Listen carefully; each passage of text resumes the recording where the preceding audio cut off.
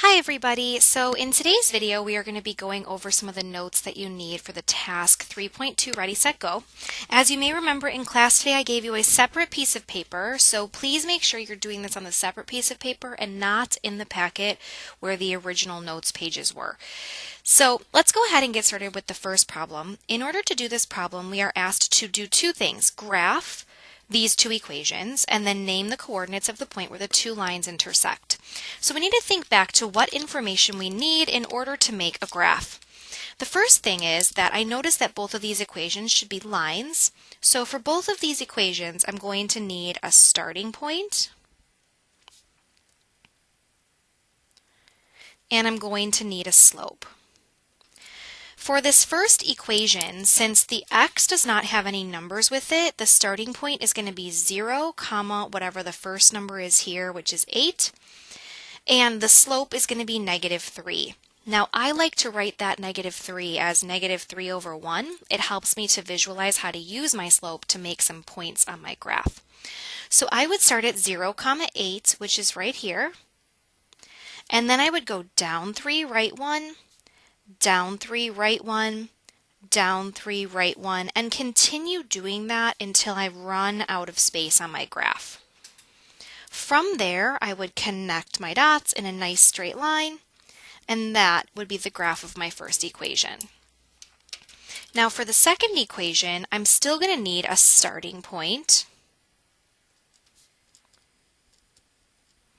and a slope. For this equation, the starting point is going to be 2, because to get back to 2 when there's x minus 2, you need a positive 2, and then comma 2. And the slope would be 1/2. So I'm going to start at 2, comma 2, and I'm going to go up 1 over 2, up 1 over 2, up 1 over 2, down 1, left 2, and I'm going to continue to do that until I run out of space.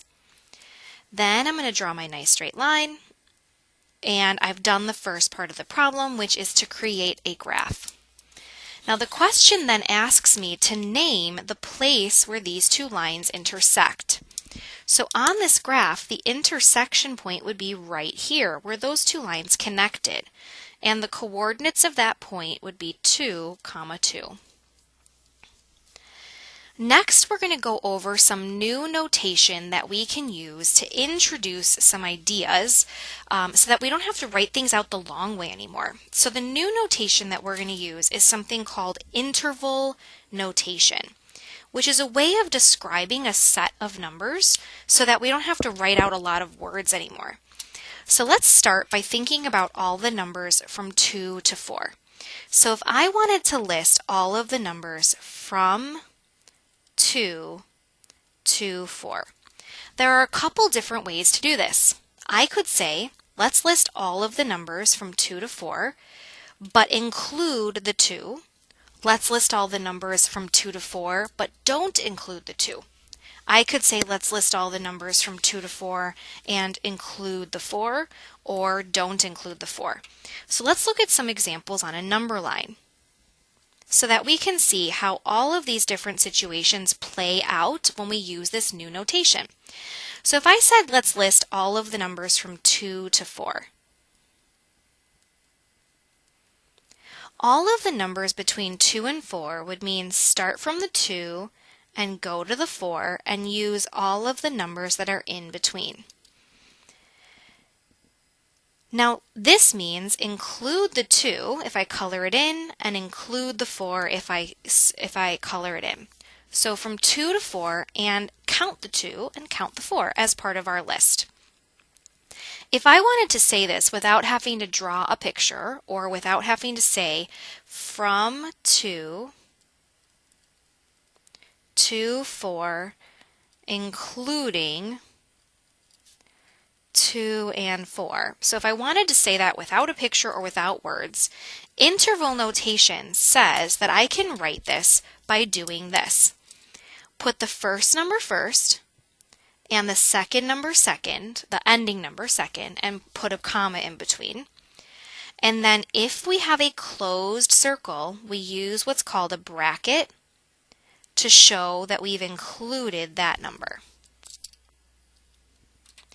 Now another situation we could have is that we could say, let's make a list of all the numbers from 2 to 4, but I don't want to include the 2 on my list. So get really close to the 2, but don't include the 2. We're still going to include the 4 on this one.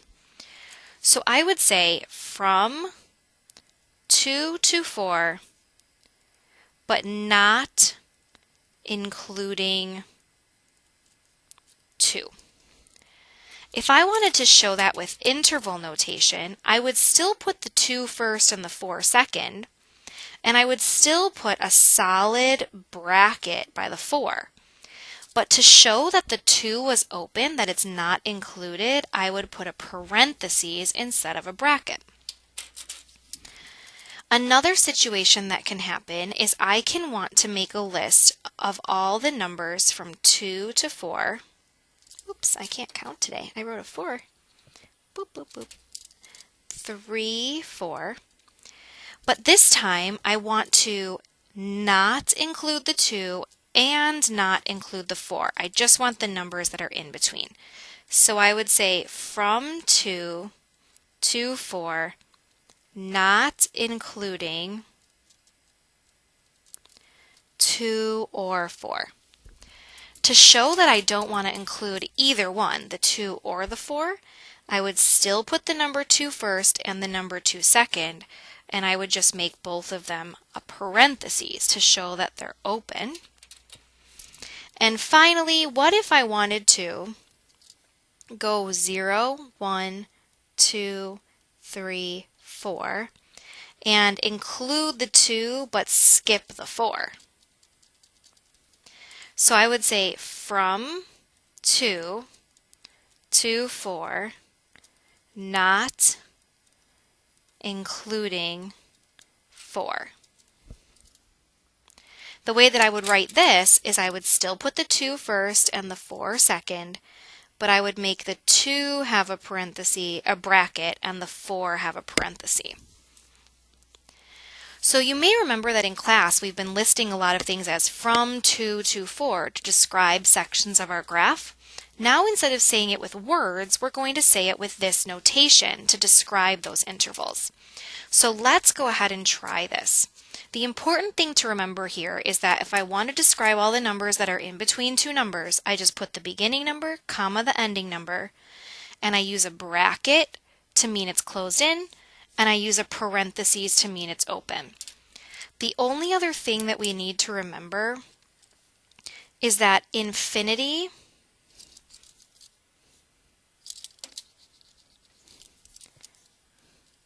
and negative infinity are always parentheses, because we want to make sure we can't ever get to infinity. We can't ever put a solid circle at the end because infinity is forever. Okay, so let's take a look at a graph. Let's look at some sections of the graph and see how we can write them with interval notation. So let's take a look at this first one. The first thing I'm going to be asked to do here is to describe where the graph is increasing. So I'm going to start with a pink highlighter. We said in class that increasing means uphill. So I'm going to be looking for where this graph is going uphill. So on this graph, I'm going uphill for this section of the graph, and I'm going uphill for this section of the graph. That means that the x values would go from -2 to +2, and 4, and then since this has an arrow, it would go to infinity, all the way keep going. So if I wanted to list these intervals, what I would say is I would say from -2 to +2. You'll notice I'm putting the lower number first and the higher number second with a comma in between. Since there's a closed circle here, I'm going to use a closed bracket by that number. And since there's no dot here, we assume that it's closed. So I would put a closed bracket here by that number. The second section of the graph would start from 4 and go to positive infinity. Since the 4 has a closed circle, I would use a bracket. And since the infinity you can't ever get there, you just keep going forever, I would have a parentheses. The next thing I'm going to look for is where my graph is decreasing. Now we said in class that decreasing just means downhill. So I'm going to go ahead and highlight the parts of the graph that are going downhill. In this case, only one part of my graph is going downhill. Now that section of the graph goes from negative infinity, so all the way over here, to the -4. So I would say negative infinity, comma, -4. Since negative infinity, you can't actually get there, it never stops, I would put it open parenthesis. And since this end of that graph has a closed circle, I would use a bracket and I would make it a square bracket. Last but not least, we're going to look for where we have a constant interval. Constant means flat, so we're looking for where our graph is flat. I'm going to highlight that part of the graph in green. So this little section of the graph right here would be a constant section of the graph. And that goes from -4 to -2. Oops, I'm so sorry. You guys, on the previous problem, this should have been a -6. That was my mistake. I am so sorry. For this new section of the graph, there we go. It goes from -4 to -2. Now the -4 has an open circle, so I would make that an open parenthesis. And the -2 doesn't have any kind of a dot, so we assume that it's closed and we make it a bracket.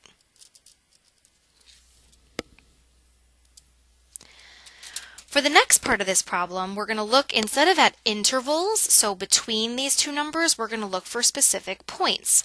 So the first kind of thing we're going to look for here is what's called a minimum. A minimum means a lowest spot on the graph.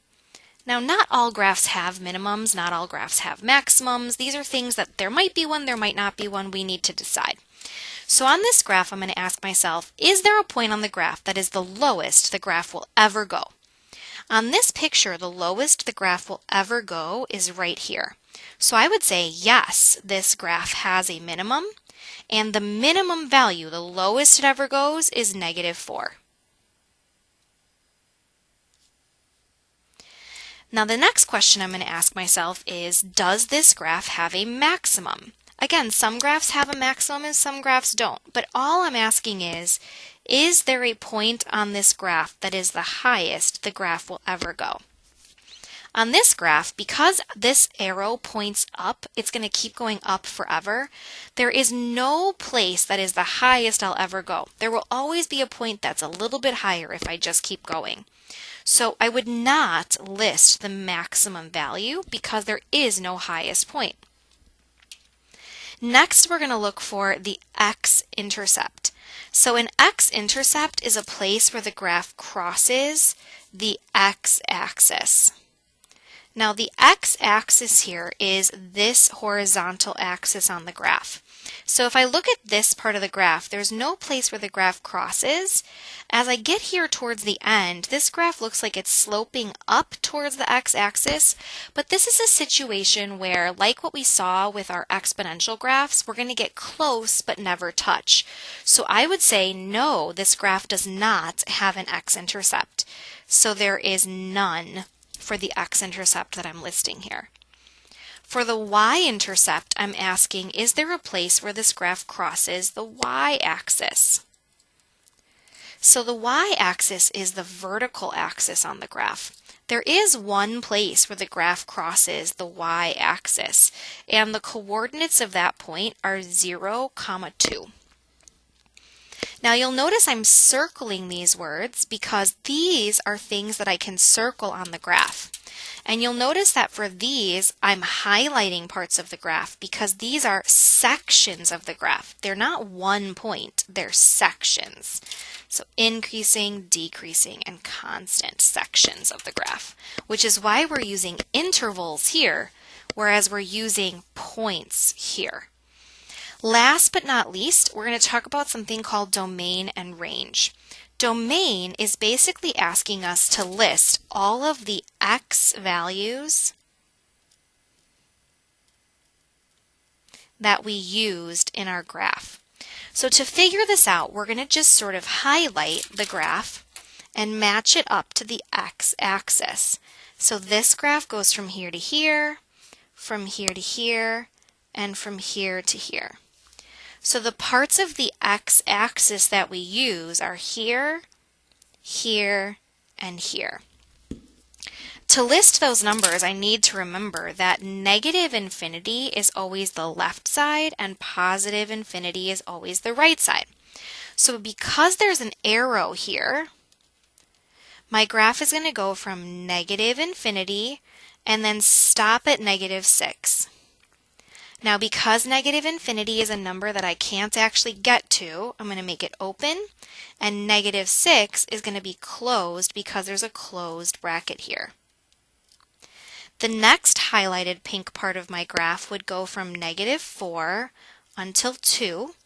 The -4 is going to be open because there's an open circle, and the 2 is going to be closed because there's a closed circle.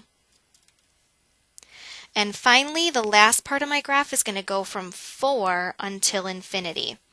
This side is going to be closed with a bracket because there's a closed circle, and the infinity is going to be open because you can't ever actually get to infinity. The second thing we're going to talk about here is the range, which are all of the y values that are used. So instead of looking from left to right, we're going to look from bottom to top. So the bottomest point is right here, and I continue with that part of the graph until here. So I'm using these y values.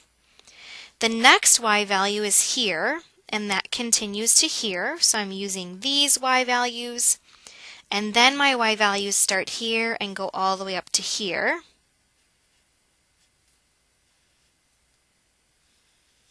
So I'm using all of these y values. Now that means we're going to start at the bottom because we always start with our smallest number. So start at the bottom. My y values go from -4 until 0. Now since the -4 has a closed circle, I make it a bracket. And since the 0 is getting close to 0 but never going to touch, I'm going to make it open. The next y value starts at 1. And even though this is an open circle, there is a portion of the graph that is a solid line right at the 1. So I'm going to make that closed when I write my interval. And it looks like this keeps going and it connects to the next part of the graph and keeps going up. So I would say infinity. I'm going to make this closed, and since I can't ever get to infinity, I'm going to make it open. Okay, that's all there is to it. Thank you guys so much for watching, and I will see you for some practice in class tomorrow.